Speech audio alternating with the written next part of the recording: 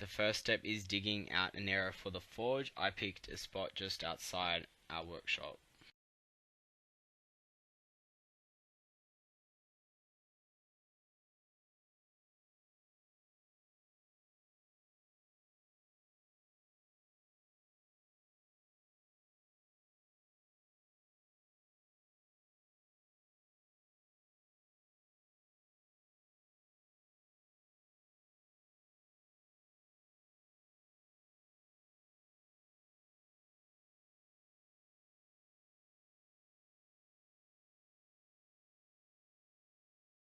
Then I laid a piece of MDF down and I did a rough assembly. Now I'm just taking that rough assembly apart.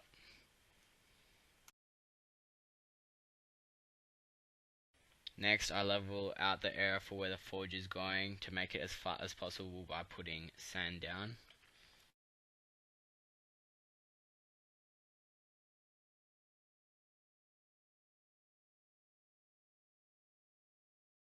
Now I start building the actual forge, and it's very important to get the bottom layer nice and flat and level. This takes me quite a while.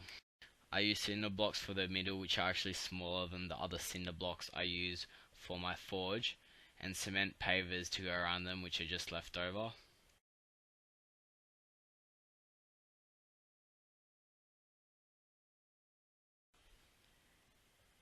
Now I'm just adding the next layer of cinder blocks to go around my forge.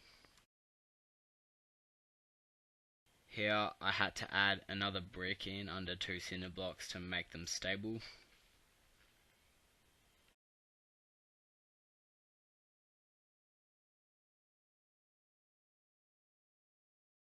Next I put 5 bricks on the bottom layer because this is what the metal pipe where the air is coming through is going to sit on, and I put that in as well.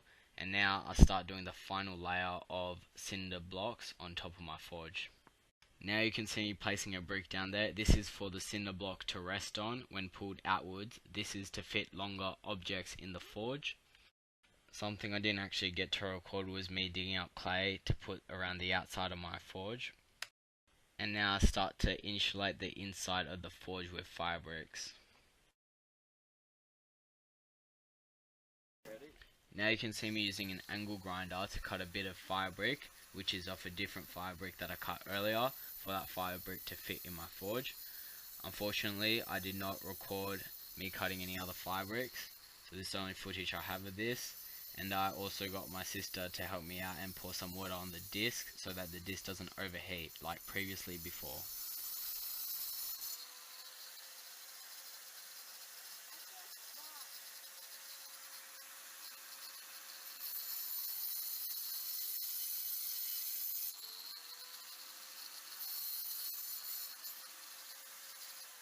Now I just place that final bit into my forge, and the fire brick insulation part is done.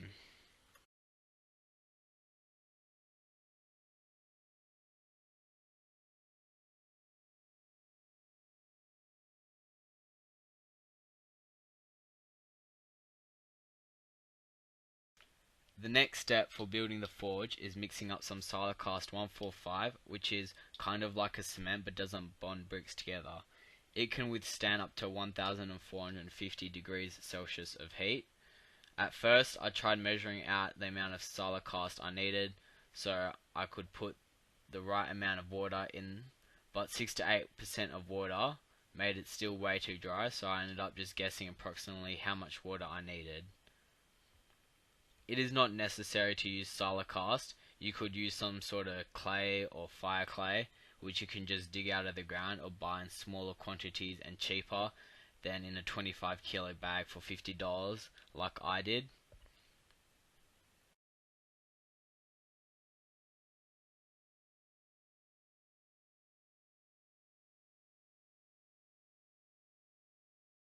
Now I'm putting the Silacast in my forge.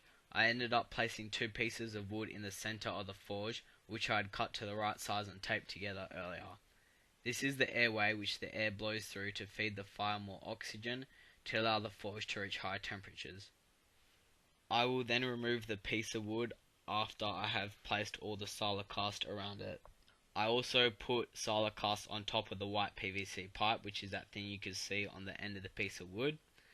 I didn't actually get to record this, but the purpose of this was to create a hole to blow ash and dust out once I'd finished using the forge. Next I got a type of mesh which I bought from Bunnings, which is the biggest hardware store in Australia. Quite cheap for only around $10. I cut a piece out of it, double the width of the inside and the same length as the forge. This is so I could double the mesh over so it was stronger. I realise now that this might not be able to withstand high heat, so I recommend getting a grill from an old barbecue and cutting it to size instead. This might be a better and cheaper option than doing what I did. Before placing the mesh on, make sure to have removed the piece of wood. After placing the mesh in my forge, I got more Silacast and put it on top of the mesh, leaving space for the air to blow through. This is where fuel for the fire will be placed, such as charcoal and coal. Unfortunately, I did not capture all the footage as I ran out of storage. At first, I was going to use a hairdryer to feed air into my forge, but I realised for the same price of a hairdryer, I could use a blower vacuum, which is much stronger. I got this one from Gumtree for $25 and it has 2 speeds on it, which is quite useful. I didn't actually film myself setting this up, but what I did was remove the massive pipe on it for more efficiency and add on the stormwater PVC pipe on the bottom where the leaf collection bag would usually go, using duct tape. This was quite easy as it was a close fit. I cut holes in the side of the pipe for the metal pipes to fit in it and patched it up with duct tape. I also stuck an end cap on the end of the PVC pipe so no air is lost.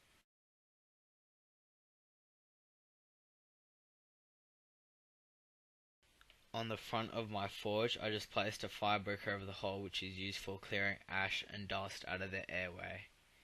Here's a close-up of the hole right now.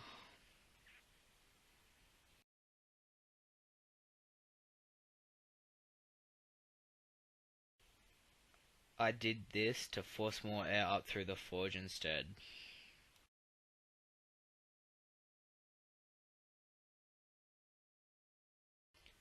I also designed my forge so that I can pull these 2 cinder blocks outwards, just like so.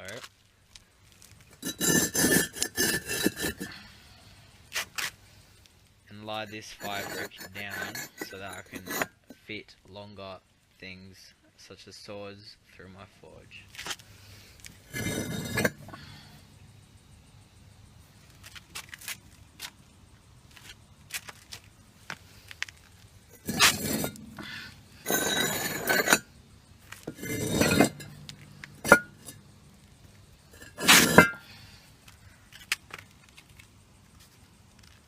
Here is the forge in action, fueled by lumpwood charcoal, as bituminous and anthracite coal is not commonly mined in Australia, making it expensive and hard to get.